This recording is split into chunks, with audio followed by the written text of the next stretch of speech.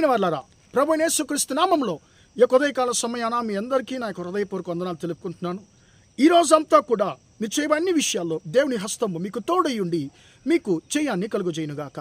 యెహోవా నిస్సి మన కొరకు యుద్ధము చేసేటువంటి దేవుడు అనే అంశం మీద మనం ఈరోజు దేవుని యొక్క వాక్యాన్ని మనం ధ్యానించుకోబోతున్నామండి.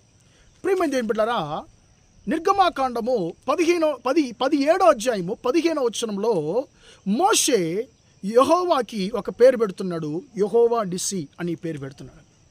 ప్రియమైన దేవుని బిడ్డలారా, ఒక బలిపీఠను ఆయన గట్టి దానికి యెహోవా నిస్సి అని పేరు పెడుతున్నాడు. ప్రియమైన దేవుని బిడ్డలారా, యెహోవా నిస్సి అంటే అర్థం ఏంటి? మన కొరకు యుద్ధము చేసేటువంటి దేవుడు, జయమునిచ్చేటువంటి దేవుడు అని అర్థం అండి. ప్రియమైన దేవుని బిడ్డలారా, ఈ యొక్క పేరు ఆయన ఎందుకు దేవుడికి పెట్టాడు? ఒకసారి అమాలేకీలు అనేటువంటి ఒక అన్యజనులు ఇశ్రాయేలుతో యుద్ధం చేశారు. అప్పుడు ఇశ్రాయేలు యొక్క పరిస్థితి ఏంటి? వారు అనేక సంవత్సరాలుగా వారు అరణ్యములో ప్రయాణం చేసి వస్తున్నారు.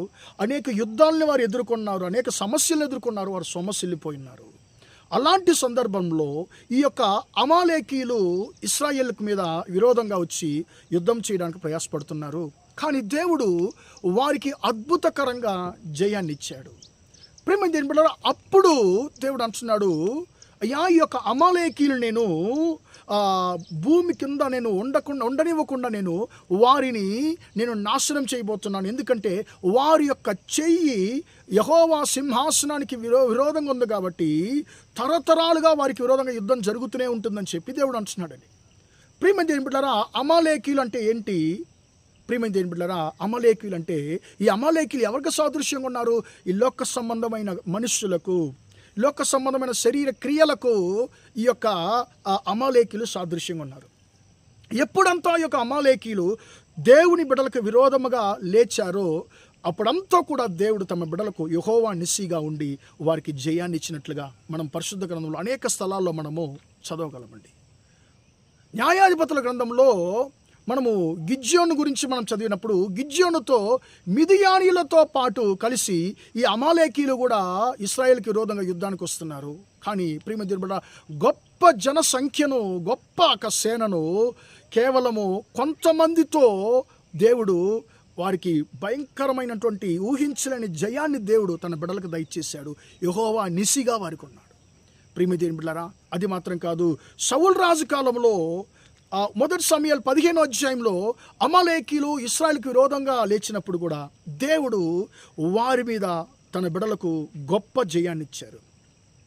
1 సమూయేలు 30వ అధ్యాయంలో కూడా దావీదు కాలంలో ఈ అమాలేకీలు వచ్చి ప్రియమైన దేవుని బిడ్డలారా ఆ యొక్క పట్టణాన్ని అంతా కూడా కాల్చి అక్కడ మొత్తం ఉన్నటువంటి చిన్నవారు, ఆడవారు అందరినీ కూడా వారు చెరగా పట్టుకెళ్లారు. అక్కడ ఉన్న అన్నిటిని దోచుకుని వెళ్ళిపోతున్నారు.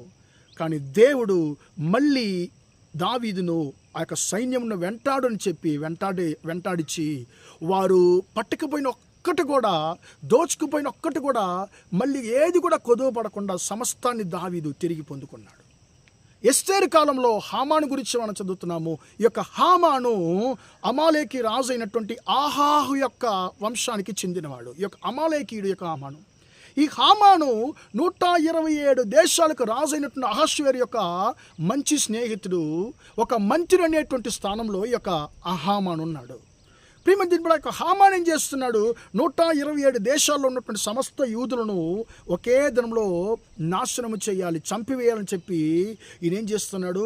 ఆలోచన చేస్తున్నాడు, ప్రయత్నం చేస్తున్నాడు, చట్టాన్ని రాజు ద్వారా వేయిస్తున్నాడు. ప్రియమైన దేవుని బిడ్డలారా, 127 దేశాలకి మీద అధికారం గల ఒక మంత్రి. అతను అనుకున్నాడు, నేను అనుకుంటే ఏమన్నా చేయగలనని చెప్పి అనుకున్నాడు. కానీ దేవుడు ఆ అంత గొప్ప అధికారం గల శత్రువుకి విరోధముగా యెహోవా యుద్ధము చేశాడు తన బిడ్డల పక్షాన. ప్రియమైన దేవుని బిడ్డలారా, ఏ దినానైతే దేవుని యొక్క బిడ్డలను అతను 127 దేశాల్లోని దేవుని బిడ్డలను నాశనం చేయాలని చెప్పి ఊహించాడో, ప్రియమైన దేవుని బిడ్డలారా, అదే దినమున అతని యొక్క వంశము అంతా కూడా దేవుని బిడ్డల ద్వారా నాశనం చేయబడింది. దేవుడు తన బిడ్డలకి యెహోవా నిస్సిగా ఉన్నాడు. ప్రియమైన దేవుని బిడ్డలారా, మీకు విరోధముగా ఇలాంటి అమాలేకీలు లాంటి శత్రులు మీకు విరోధముగా మీ యొక్క పరిచర్యలో, మీ యొక్క ఉద్యోగ స్థలంలో, ప్రియమైన దేవుని బిడ్డలారా, మీ యొక్క జీవితంలో క్రియ జరిగిస్తూ ఉండవచ్చు. కానీ దేవుడు అంటున్నాడు, నీ శత్రువుకు అధికారం ఉండొచ్చు, కానీ ఈ యొక్క లోకాన్ని, సమస్త లోకాన్ని సృష్టించినటువంటి నేను నీతో యెహోవా నిస్సిగా ఉంటాను, నీ శత్రు యొక్క చేతికి నిన్ను అప్పగించను అని చెప్పి దేవుడు నీతో మాట్లాడుతున్నాడు. 127 దేశాలకి మంత్రి అయినటువంటి హామానే దేవుని బిడ్డలను ఏమి చేయలేకపోయాడంటే, కేవలం ఈ యొక్క భారతదేశం ఒక చిన్న ప్రాంతంలో మాత్రం అధికారం గల శత్రువు నిన్నేం చేయగలడు? దేవుని బిడ్డ నేనేం చేయలేడు. ఎందుకంటే నీతో ఉన్న దేవుడు యెహోవా నిస్సి, నీ కొరకు యుద్ధము చేసేటువంటి దేవుడు. నీ శత్రువుల కన్నా నీ దేవుడు బలవంతుడు. కాబట్టి ప్రియమైన దేవుని బిడ్డలారా, యెహోవా నిస్సి అయినటువంటి దేవుడు నీతో ఉన్నాడు. నీకు విరోధంగా ఉన్నటువంటి సమస్యల మీద, నీకు విరోధంగా క్రియ జరిగిస్తున్న సాతాని క్రియల మీద, నీకు విరోధంగా మాట్లాడుతున్నటువంటి, నిన్ను భయపెడుతున్నటువంటి శత్రువుల మీద ఖచ్చితంగా నీకు జయాన్ని కలుగజేస్తాడు. కాబట్టి మనం దేని గురించి మనము ఆలోచించనక్కర్లేదు. నా దేవుడు నా శత్రువుల కన్నా బలవంతుడు, నా దేవుడు నాకు విరోధంగా వచ్చినటువంటి లెక్కించలేని శత్రు సైన్యము కన్నా నా దేవుడు బలవంతుడని చెప్పి మనం ధైర్యంగా మనము దేవునిలో మనం ముందుకు సాగుదాం. ఎందుకంటే మన దేవుడు యెహోవా నిస్సి, మన కొరకు యుద్ధము చేసేటువంటి దేవుడు, మనకు జయాన్ని ఇచ్చేటువంటి దేవుడు మనతో ఉన్నాడు. కాబట్టి ప్రియమైన దేవుని బిడ్డలారా, ఆయనతో యుద్ధము చేయగలిగినటువంటి బలం యొక్క లోకంలో ఎవరికి లేదు. కాబట్టి నేను నా కొరకు యుద్ధము చేసేటువంటి దేవుని చేతిలో ఉన్నాను అనేటువంటి ధైర్యం తెచ్చుకొని మనము ప్రియమైన దేవుని బిడ్డలారా ధైర్యంగా మనం ముందుకు సాగుదాము. ప్రార్థన చేద్దాం. ప్రేమగల మా తండ్రి, దయగల దేవ, ఇంతవరకు ఈ మాటలు విన్న తండ్రి, నీ బిడ్డలు మీరు దీవించండి, ఆశీర్వదించండి అయ్యా. తండ్రి, నీ బిడ్డలకు తండ్రి నువ్వు యెహోవా నిస్సిగా ఉన్న దేవుడవు. పరిశుద్ధ గ్రంథంలో తండ్రి ఎన్నో సమయాల్లో తండ్రి ఈ యొక్క అమాలేకీలు నీ బిడ్డలకు విరోధంగా తండ్రి క్రియ చేసినప్పుడు, లేచినప్పుడు అయ్యా నువ్వు యెహోవా నిస్సిగా ఉండి నీ బిడ్డలకు జయాన్ని ఇచ్చావు అయ్యా. శత్రుల యొక్క చేతి నుండి తండ్రి నీ బిడ్డను తప్పించావు. అదేలాగా తండ్రి ఆ రోజు క్రియ చేసినటువంటి దేవుడు ఈ